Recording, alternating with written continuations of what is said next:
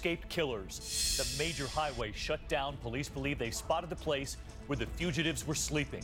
Bloodhounds picking up their scent. And tonight, the woman who worked at the prison and her panic attack. Breaking news in the case of the young boy shot dead in that park. The judge's ruling just in tonight involving 2 police officers. Severe weather hitting now, 20 million at risk tonight from the middle of the country east. The tornado now confirmed in New York. Late word of a new shark attack, another beach, this time a young girl, the 3rd attack this season. And the deadly MERS outbreak, the so-called super spreader, and the concern now here in the U.S. Dr. Besser is standing by. From ABC News World Headquarters, this is ABC World News Tonight with David Muir. Good evening, and we begin tonight with new developments in that urgent manhunt for 2 convicted killers now on the run for 6 days. Tonight, authorities believe they could still be in an area within 3 miles of that prison. The small town in upstate New York under lockdown tonight. Armed officers combing the fields, the woods, going from door to door. Families, in fact, receiving robocalls urging them to stay inside. And major roads into the town shut down. Every driver questioned. And tonight, we have new reporting on the prison worker, the woman, and what they were investigating involving her and one of the prisoners even before the escape. ABC's Gio Benitez back in upstate New York for us tonight.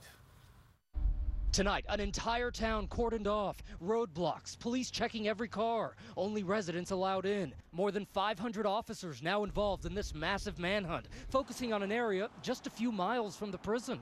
Sources telling ABC News bloodhounds picked up a strong scent last night, and today schools shut down. Investigators are searching these dense woods by ground and by air, launching helicopters to get that critical bird's eye view, all to find those prisoners. Miles and miles of dark forest, the perfect hiding place. Tonight, New York Governor Andrew Cuomo says police are talking to several people who may have facilitated the escape. That is a crime in and of itself, and we will prosecute those people to the fullest extent of the law.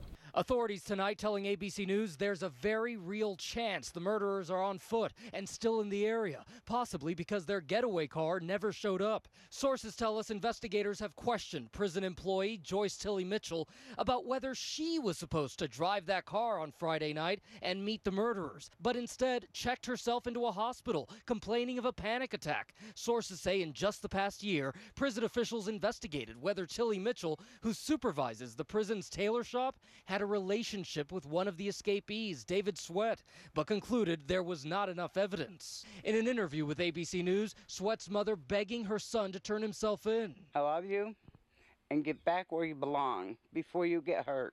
Local officials tell us they think they found the spot where the prisoners spent some nights, but so much tonight still unknown. Look, they could either be 4 miles from the prison, or they could be in Mexico. You just don't know. And Gio's with us now live from upstate New York. And Gio, you reported there more than 500 officers now in that small town. You heard the governor there just a moment ago. Are they really convinced those prisoners could still be there?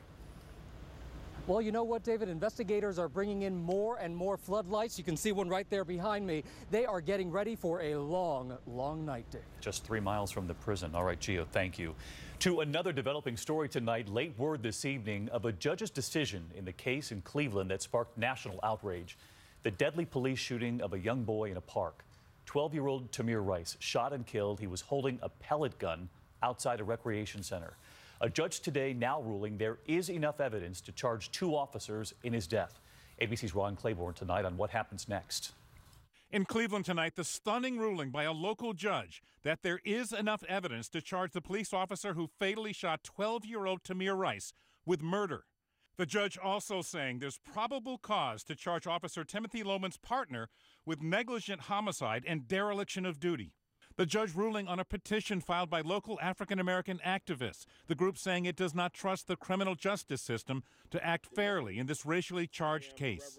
Local prosecutors have yet to present the case to a grand jury. Today, as citizens, we are taking this matter and the matter of justice into our hands. Tamir was shot by Officer Lohman back in November, responding to a report of someone with a gun. It turned out Tamir had a non-lethal plastic pellet gun.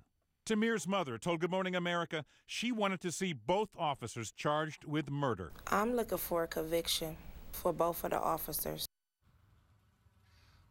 Although that petition demanded that the two officers be arrested if there was a finding of probable cause, that will not happen. The judge saying only the prosecutors can do that. And tonight, the county prosecutor's office saying it will await the decision of a grand jury. And David, that could be weeks, even months away. Weeks or months. All right, Ron Claiborne tonight. Ron, thanks. Now to the severe weather hitting at this hour. 12 states, 20 million Americans expecting major storms tonight. The images coming in from just the last 24 hours. Incredible there. Lightning blowing out transformers in Florida. And this supercell filling the sky above Calhoun, Colorado.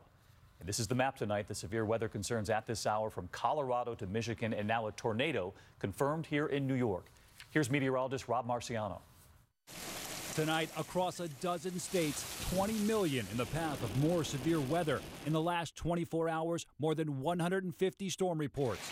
Torrential rain and world-shattering hail in Illinois.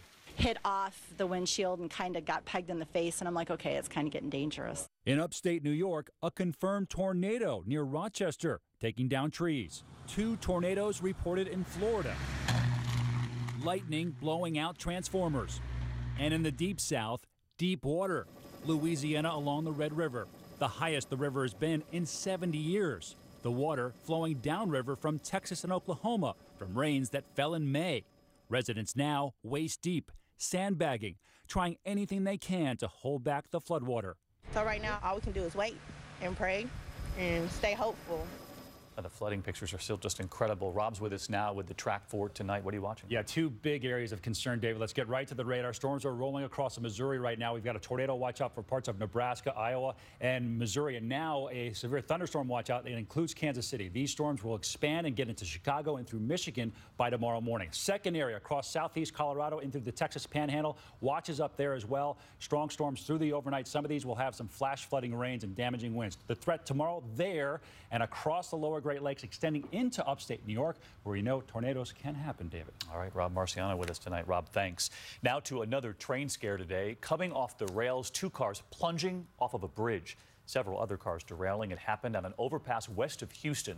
1 car stretched across the road there, blocking 3 lanes. We've seen so many train accidents in recent weeks. Philadelphia and a string of others. ABC's David Curley on this new accident and just how often this is now happening. The 2 freight cars that jumped the tracks and tumbled off the bridge slammed onto a freeway below right in the middle of rush hour. Train wreck. They say it rammed into the back of some stopped cars. It derailed. The rail line doesn't know what caused the locomotive and 9 cars to derail, but it is thankful. There were no vehicles passing underneath the bridge. We're very thankful for that. No one hurt, no dangerous cargo, just a mess that shut down a busy roadway. We've seen those rare derailments of passenger cars, the Amtrak train in Philadelphia. But freight cars leaving the tracks, like these blown off in New Orleans, or those that are hit by vehicles in crossings here in South Carolina last month. This happens about 3 times a day, nearly 1,000 freight derailments last year. Fortunately, like tonight, not always with a loss of life, just inconvenience. David Curley, ABC News, Washington. David, thank you. We have been reporting here on the growing concern over the deadly outbreak of MERS. There are now fears this virus could spread here in the U.S. The CDC just today issuing a new warning to doctors to be on the lookout. And new images coming in from South Korea. At least 10 dead now, more than 1,000 cases worldwide.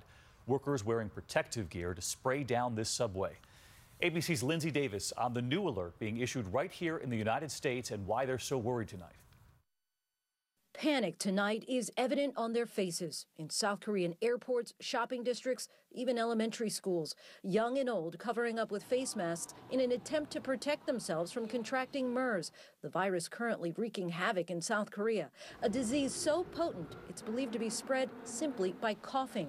MERS, which stands for the Middle East Respiratory Syndrome, is a severe acute respiratory illness with symptoms that include fever, cough, shortness of breath, pneumonia, and kidney failure. Today, the CDC issuing an urgent warning about the deadly disease as South Korea battles a major outbreak. In the past 2 weeks, confirmed cases in South Korea have skyrocketed to 122, and just today they announced a 10th MERS death. 3,800 more are quarantined. More than 2,600 schools closed. The fear is that just one person can cause an explosion of the virus. It's believed that the first person diagnosed in South Korea may have spread the disease to more than 20 people, who in turn spread it to others. David. Lindsay, thank you. Let's get right to